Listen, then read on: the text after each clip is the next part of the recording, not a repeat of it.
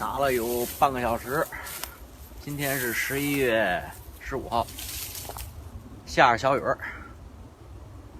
半小时内就给了一个小的溪口，今天最高气温9度，就给了一个小溪口，把蛙吸下去了，又上来了，然后就到现在一直没有口了，证明现在还是有口的。小河沟子，很小一个沟。等到晴天的时候过来再试试，有可能会中鱼，有可能会中。不过今天下着小雨，9度啊，撤退。